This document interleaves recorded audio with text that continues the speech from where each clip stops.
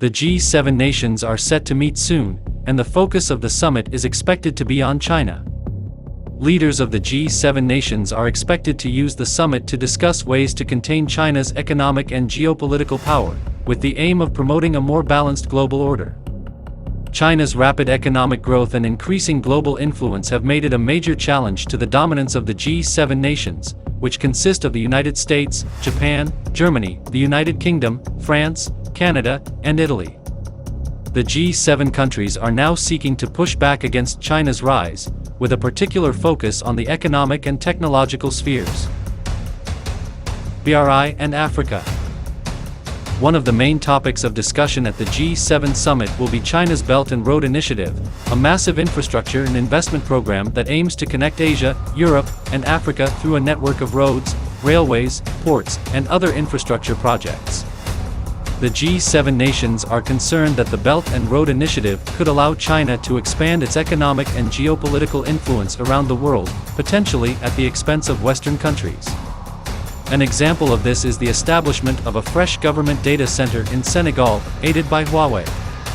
Additionally, Huawei led a different undersea cable initiative for Senegal in collaboration with Cape Verde, which has transformed Senegal into an African regional cable hub. Formerly recognized as the Digital Silk Road approach, these investments in electronic components and information and communications technology amounted to $17.6 billion in 2022, which is 6 times the figure recorded in 2013 when the BRI was initiated. The United States and its partners will have a lot of catching up to do.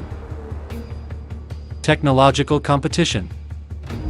Another major topic of discussion at the G7 summit will be the competition between China and the West in the technology sector. China has made significant strides in areas such as artificial intelligence, 5G networks, and quantum computing, leading to concerns that China may be winning the race to develop the next generation of technology. The G7 nations are seeking to contain China's technological rise, with a particular focus on ensuring that Western companies have access to Chinese markets on a level playing field. The G7 leaders may discuss ways to limit Chinese companies' access to Western markets, particularly in areas such as telecommunications and infrastructure. For example, the United States has banned Huawei from its 5G network, citing security concerns. The G7 countries may look at ways to establish criteria for companies that want to operate in Western markets, including requirements for data privacy and cybersecurity. In addition, the G7 countries have been struggling to keep pace with China's technological advancements. While the United States leads in certain areas, such as semiconductors and software, it has fallen behind in others such as 5G. European countries have also been lagging behind in the technology race, with a lack of coordination and investment in research and development. And don't forget that there is a war going on between Russia and Ukraine, which causes economic slowdown and energy crisis in many European countries. Economic coercion.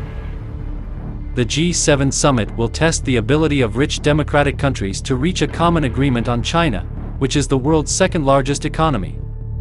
G7 finance leaders are currently meeting in Niigata, Japan, to discuss reducing their reliance on Chinese manufacturing in their supply chains. They plan to partner with low- and middle-income countries to achieve this goal. The US is pushing for a detailed agreement, but other G7 members are not as interested in specific economic tools and statecraft measures.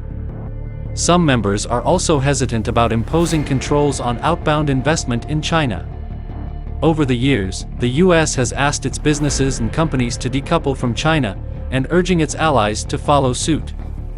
However, the majority of business executives are not in favor of decoupling, and the reason is clear. As one executive expressed, "It took us 13 years to establish a foothold in China, so it's not feasible for us to simply withdraw." This viewpoint is shared among many executives we have encountered, as they do not want to see all the time, effort, and resources they have invested in establishing their presence in China go to waste. In 2022, trade between China and the US reached an all-time high of nearly $760 billion. In the future, China's manufacturing sector will need to integrate more closely with the US market, as Chinese companies rely on US orders.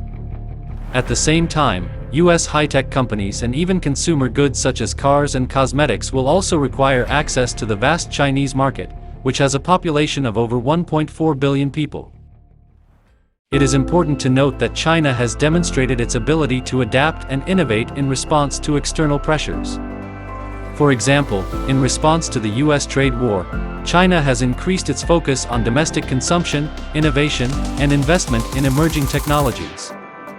Furthermore, China has also been investing heavily in its Belt and Road Initiative, which aims to connect China with countries in Asia, Africa, and Europe through infrastructure development.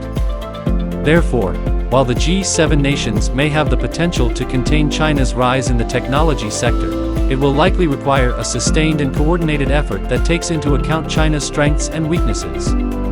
Ultimately, the success of such efforts will depend on various factors such as diplomatic relations, economic incentives, and technological advancements. So, do you think the G7 nations will be able to contain China's rise? Share your thoughts and leave your comments below. If you like what you watch, hit the like button to show your support. More importantly, subscribe to this channel so that you will receive more videos about Asia and China.